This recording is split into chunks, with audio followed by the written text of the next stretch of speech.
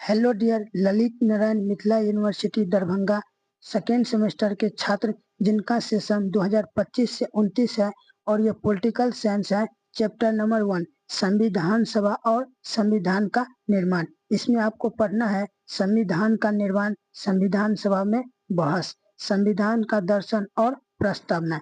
तो इस वीडियो में हम संविधान की मुख्य विशेषता इतना तक बताएंगे। तो चलिए वीडियो को स्टार्ट करते हैं। लास्ट तक देखना है, तभी आपको समझ में आएगा।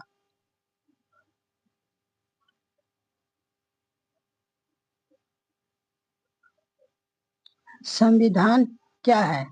तो सम प्लस विधान। सम मतलब होता है समान और विधान मतलब होता है कानून। इसका मतलब यह हुआ संविधान किसी देश का सबसे बड़ा कानून होता है। इसमें यह तय होता है कि देश कैसे चलेगा, सरकार कैसे काम करेगी और नागरिकों के अधिकार व कर्तव्य क्या होंगे। तो आसान शब्दों में बताते हैं, देश चलाने के नियमों की किताब बराबर संविधान। और नागरिकों के अधिकार बताता है, जैसे स्वतंत्रता, समानता, सरकार की शक्तियां और सीमाएं तय करता है। कानून बनाने की प्रक्रिया बताता है, देश के मूल सिद्धांत, लोकतंत्र, धर्मनिरपेक्षता आदि बताता है। उदाहरण जैसे भारत देश है, इसमें संविधान है। भारत का संविधान 26 जनवरी 1950 से लागू हुआ। यह दुनिया का सबसे लंबा लिखित संविधान माना जाता है।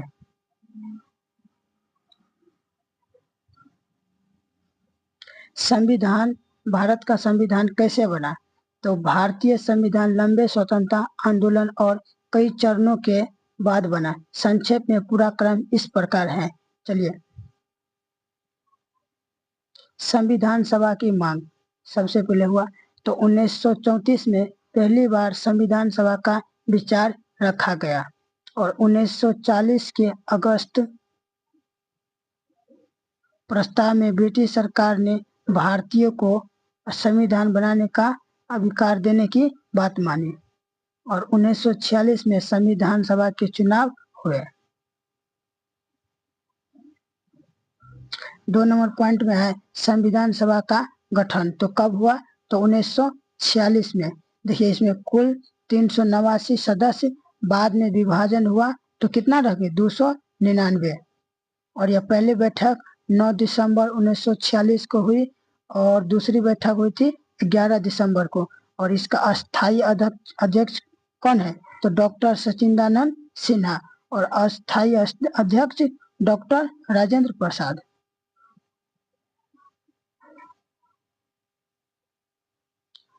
3 नंबर पॉइंट में है प्रारूप समिति, मतलब ड्राफ्टिंग कमेटी। तो 29 अगस्त 1947 को प्रारूप समिति बनी और इसका अध्यक्षता कौन थे? तो डॉक्टर भीमराव अंबेडकर। और इसी समिति ने संविधान का मसौदा तैयार किया। चौथा पॉइंट है संविधान बनाने की प्रक्रिया। तो अलग अलग समितियां बनाई गई, जिसमें लगभग 2 वर्ष 11 माह 18 दिन तक चर्चा हुई। 114 दिन खुली बहस हुई। कई संशोधन रिक्वायर किए गए। और 5वां पॉइंट में है संविधान का अंगीकरण। तो 26 नवंबर 1949 को संविधान अपनाया गया और 26 जनवरी 1950 को लागू हुआ। और इसी दिन गणतंत्र दिवस मनाया जाता है, 26 जनवरी को। संविधान सभा में बहस क्या है? तो संविधान सभा में बहस का मतलब है संविधान बनाने से पहले सदस्यों द्वारा हर प्रावधान पर चर्चा, विचार विमर्श और मतभेदों पर तर्क देना। सरल शब्दों में संविधान के हर अनुच्छेद पर चर्चा हुई। सदस्य अपने सुझाव और आपत्तियां रखते थे और सही बात पर तय करने के लिए मतदान भी होता था और बहस के बाद संशोधन करके अंतिम रूप दिया गया। महत्वपूर्ण तथ्य है, लगभग 114 दिन खुली बहस हुई, अलग अलग मुद्दों पर लंबी चर्चा के बाद संविधान तैयार हुआ।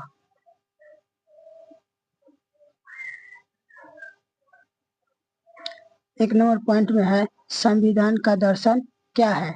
तो संविधान का दर्शन का मतलब हुआ संविधान किन मूल विचारों और आदर्शों पर आधारित है। तो भारत के संविधान का दर्शन यह है कि देश में न्याय, स्वतंत्रता, समानता और बंधुता हो।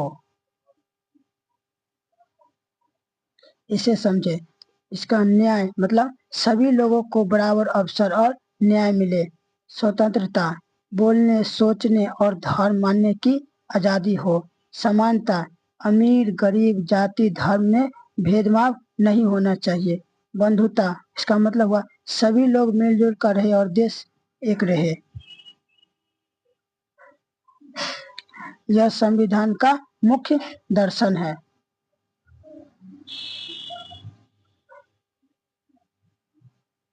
उसके बाद आता है भारत की प्रस्तावना में है हम भारत के लोग भारत को एक संपूर्ण प्रभुत्व संपन्न समाजवादी पंथनिरपेक्ष लोकतंत्र गणराज्य बनाने के लिए तथा उसके समस्त नागरिकों को सामाजिक, आर्थिक और राजनीतिक न्याय, विचार, अभिव्यक्ति, विश्वास, धर्म और उपासना की स्वतंत्रता, प्रतिष्ठा और अवसर की समता प्राप्त करने के लिए तथा उन सब में व्यक्ति की गरिमा और राष्ट्र की एकता और अखंडता सुनिश्चित करने वाली बंधुता बढ़ाने के लिए दृढ़ संकल्प होकर अपनी इस संविधान सभा में आज तिथि 26 नवंबर 1949 ईस्वी को एतद द्वारा इस संविधान को अंगीकृत, अधिनियमित और आत्मकृत करते हैं। देखिए प्रस्तावना क्या है। तो प्रस्तावना संविधान की शुरुआत में लिखी भूमिका है। इसमें बताता गया है कि भारत कैसा देश होगा और लोगों को क्या मिलेगा।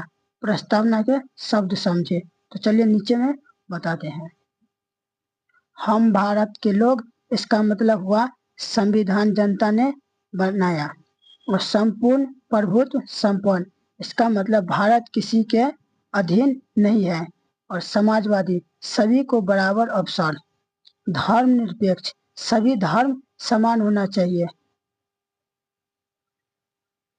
लोकतांत्रिक, जनता सरकार चुनती है। गणराज्य मतलब राष्ट्रपति देश का प्रमुख।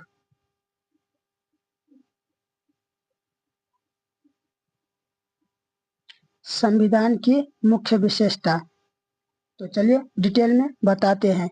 एक नंबर पॉइंट में है लिखा और विस्तृत संविधान। भारत का संविधान पूरी तरह लिखित है। इसमें सरकार, नागरिक, अधिकार, कर्तव्य सब कुछ विस्तार से लिखा है।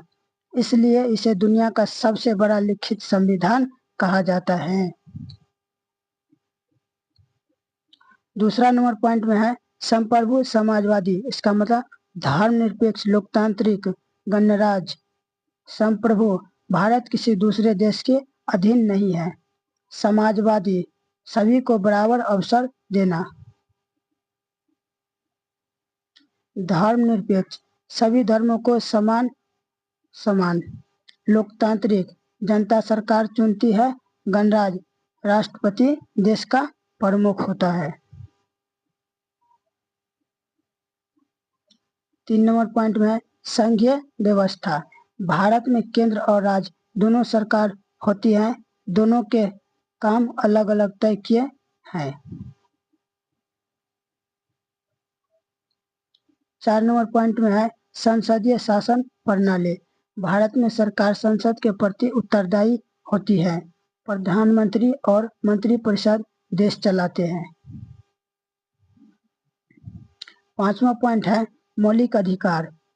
संविधान नागरिकों को कुछ महत्वपूर्ण अधिकार देता है, जैसे समानता का अधिकार, स्वतंत्रता का अधिकार, शिक्षा का अधिकार, संवैधानिक उपचार का अधिकार।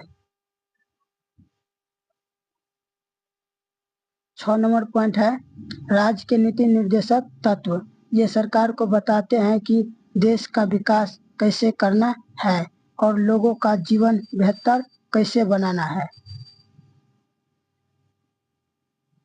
7 नंबर पॉइंट है मौलिक कर्तव्य। संविधान नागरिकों को कुछ कर्तव्य भी देता है, जैसे संविधान का सम्मान करना, देश की एकता बनाए रखना।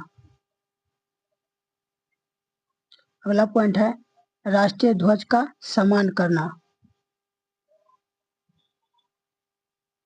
8वां नंबर पॉइंट है स्वतंत्र न्यायपालिका, मतलब न्यायपालिका स्वतंत्र है और अगर कोई कानून गलत हो तो उसे रद्द कर सकते हैं।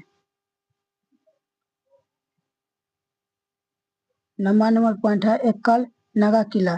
पूरे भारत में एक ही नगर किला होती है, अलग अलग राज्यों की नगर किला नहीं होती है। 10 नंबर पॉइंट है संशोधन की व्यवस्था। संविधान को समय के अनुसार बदला जा सकता है ताकि देश की जरूरतें पूरी हो। निष्कर्ष, इससे यह निष्कर्ष होता है संविधान को मुख्य विशेषता वे बातें हैं जो भारत की समान व्यवहार और नागरिक के अधिकार तय करती हैं।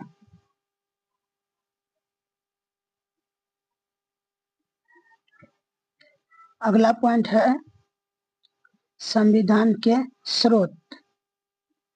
आसान व्याख्या, मतलब भारतीय संविधान अलग अलग देशों के संविधान और भारत सरकार अधिनियम 1935 से लिया गया है, यानी हमारे संविधान में कई देशों की अच्छी बातें शामिल की गई हैं।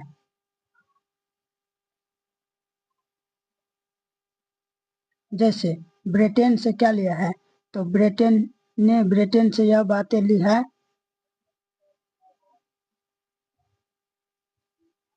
ब्रिटेन से भारत ने यह ली है संसदीय शासन प्रणाली, प्रधानमंत्री मुख्य होता है और कानून का शासन सब कानून के बराबर, एकल नागरिकता और मंत्रिपरिषद की जिम्मेवारी। यह सब कहाँ से लिया है, तो ब्रिटेन से लिया गया है।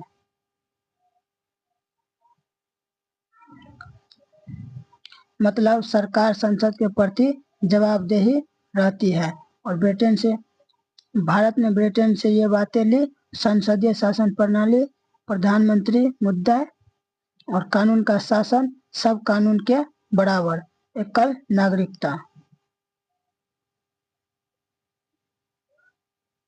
अमेरिका से लिया है, भारत ने अमेरिका से लिया है मौलिक अधिकार, स्वतंत्रता, न्यायपालिका, न्यायिक समीक्षा, कोर्ट कानून रद्द कर सकती है और उपराष्ट्रपति का पद। ये सब अमेरिका से लिया गया है।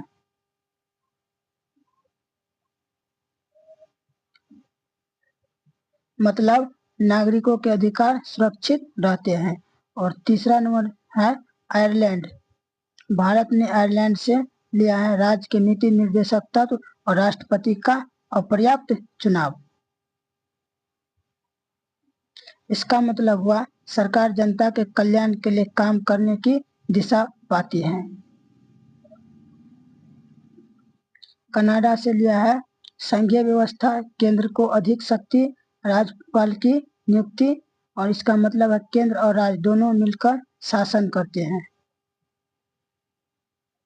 ऑस्ट्रेलिया से लिया है समवर्ती सूची, व्यापार और वाणिज्य की स्वतंत्रता। इसका मतलब है कुछ विषयों पर केंद्र और राज्य दोनों का जमुई बना रहता है।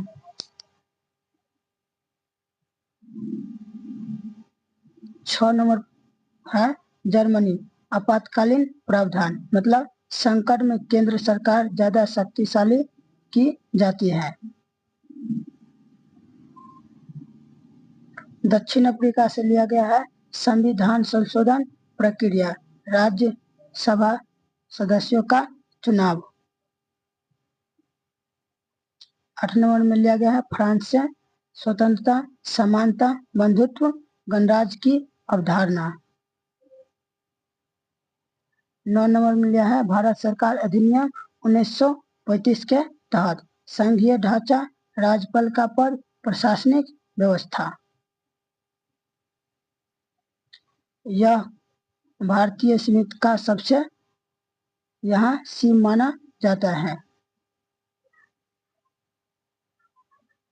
और इसमें जितना भी बताए है सभी को आप याद कर लीजिए, यही सब एग्जाम में आएगा। अगले में आपको बताएंगे मौलिक अधिकार और मौलिक कर्तव्य और राज्य के नीति निर्देशक तत्व। तो चलिए वीडियो को एंड करते हैं। कमेंट में बताइए कैसा लगा वीडियो।